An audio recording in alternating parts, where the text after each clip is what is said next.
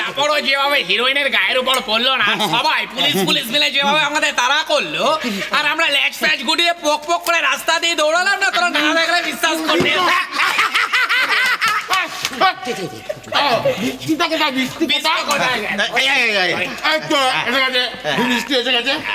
বলো বলো বলো কি করতে হবে আমাকে? আচ্ছা তুই এখানে এসে বস না, মুড়ি ফুড়ি খা, রিল্যাক্স কর। কি না আমি এখানেই ঠিক আছি।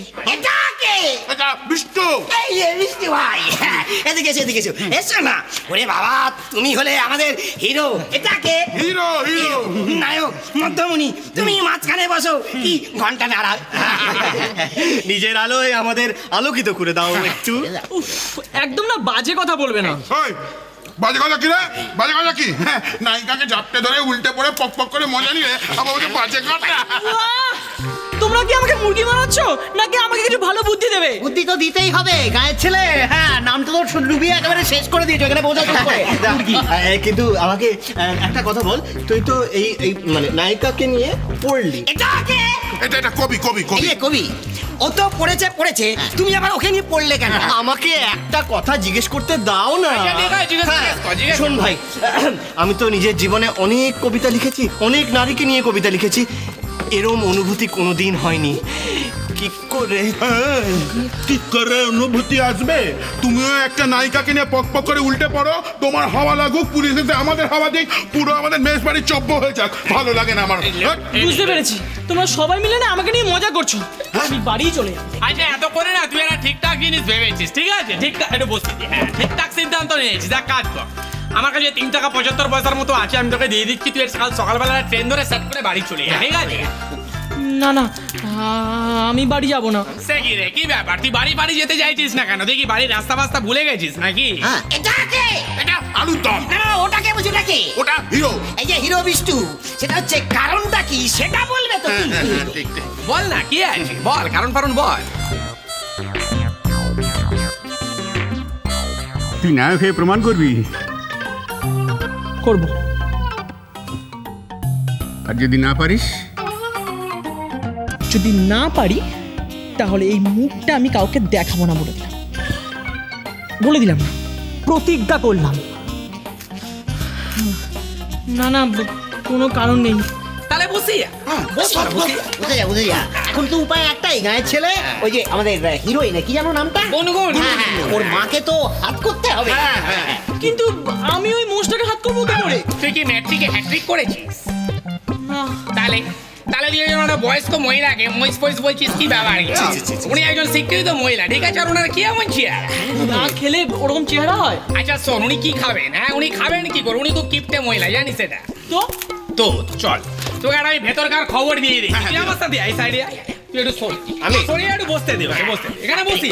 শুনে না, উনি না কিপটে মহিলা, ঠিক আছে? উনি খুব একটা খরচা করেন না, নিজের খাওয়ার পিছনেও খুব একটা খরচা উনি করেন না, ঠিক আছে? আর যদি কেউ ওনার খরচা বাঁচিয়ে দিতে পারেন না, তাহলে কিন্তু উনি খুব খুশি হয়, ঠিক আছে? তা তুই একটা কাজ কর, তুই ওনার সঙ্গে দেখা করে ওনার যদি কিছু খরচা বাঁচিয়ে দিতে পারিস না, তাহলে উনি তোর ওপর খুশি হয়ে তোকে তোর কেসটা তুলে নিতে পারে, ঠিক আছে? কেসটা বুঝে গেছিস নাকি? কি করছিস? আচ্ছা বলছি, আমি ওনার খরচা বাঁচাবো কি করে? খরচা সেটাও কি আমি তোকে ভেবে বলবো? বলতি এটা চাইছিস আমি তোকে ভাবনা দিই, তাই তো? ঠিক আছে, আমাকে একটু ভাবতে দে, আমি তোকে বলে দিচ্ছি, ঠিক আছে? একটু ভেবে নি, ভালো করে ভাব। আচ্ছা এটাকে কি গো হলো? দাঁড়া না, হলো পক পক করে ভাবতে সময় দিবি তো। দাঁড়া, একটু ভেবে নি। শোন, খালি তো ভেবে নিলে হবে না, ভেবে যদি সঠিক উত্তরটা মাথায় আসে তাহলে আমি তোকে বলে দেবো, ঠিক আছে? একটু ভাবতে, তুই অন্য কাজ ফাজ থাকলে কর না, কি? ঠিক আছে, আচ্ছা। দাদু, তুমি সবাইকে জানিয়ে দাও যে খেন্তি বুড়ি আসছে। তোর মাথা খারাপ আছে। শোন, বইরে না শাশুড়ির কাছে জব্দ, নামে জব্দ না। শাশুড়ি এলে তবে তারা এক হবে। আরে বাবা, সে তো আসবে কাশির থেকে। কি করে আসবে? তোর ঠিকানা জানি না, খবর দেবো কি করে আমি? তুমি শুধু বলে দাও ওদেরকে যে খেন্তি বুড়ি আসছে, আর বাকি দায়িত্ব আমার। বাকি দায়িত্ব তোর? মানে তুই খেন্তিকে আনবি নাকি? কি করে আনবি? আরে বাবা, এই বাড়ির বউরা তো কোনোদিনও খেন্তি বুড়িকে দেখেনি, জেঠুরা হয়তো ছোটবেলায় দেখেছে। তুমি শুধু রটিয়ে দাও যে খেন্তি বুড়ি আসছে, তার 3 কুলে কেউ নেই, তার অগাধ বিষয় সম্পত্তি, সে মরবার আগে কাউকে দিয়ে যেতে চায়। সে কাকে দেবে সেটাই ঠিক করতে এই বাড়িতে আসছে। ব্যাস, এটা শুধু বলে দাও তুমি সবাইকে। তারপর কে কাশি থেকে আসবে? কে আবার আসবে? খেন্তি বুড়ি তো আসবে। তার মানে তুই? আবার কে? সে কি রে, তুই এ বাড়িতে থাকবি, আবার খেন্তি এ বাড়িতে থাকবে? থাকবো না। তার মানে তা কি করে হয়? দাদু, তুমি আমাকে তাড়িয়ে দাও। হ্যাঁ, তুমি আমাকে আজকেই তাড়িয়ে দাও।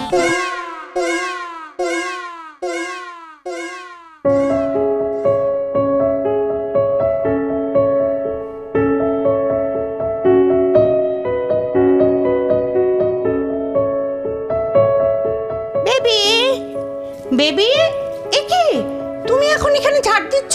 দেখছো না বেবি রেস্ট নিচ্ছে? আমি বলেছি মাম্মা। ও মাম্মা, তুমি বলেছো? সত্যি তো, ঘরে কত নোংরা।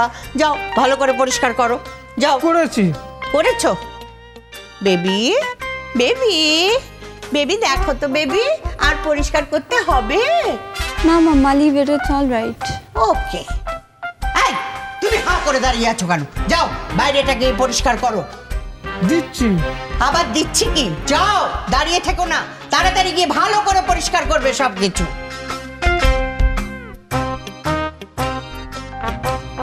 মাম্মা, কাজের লোক রেখেছো বলে সবসময় কাজ করাতে হবে?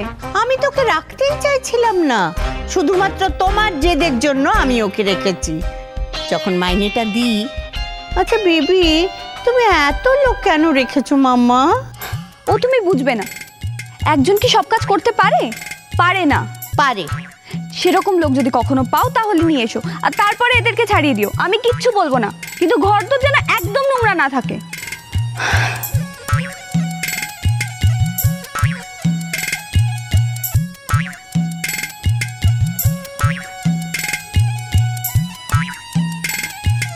ম্যাডাম, আপনার জন্য স্টু এনেছি। ভেজিটেবল স্টু আমি খাবো না। নো বেবি, ভেজিটেবল নয়, আমি একটা চিকেনের ঠ্যাং দিয়েছি। চিকেন? তুমি? ইয়েস বেবি, তোমার জন্য এনেছি গোটা মুরগি।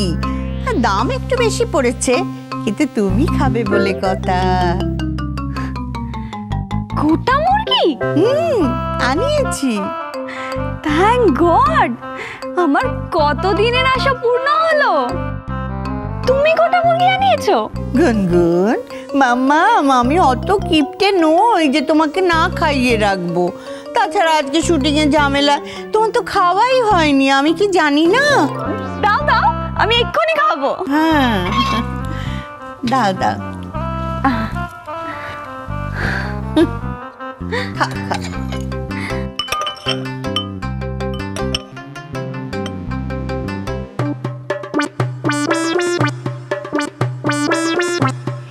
এটা লেগ পিস? মুরগির না পাখির?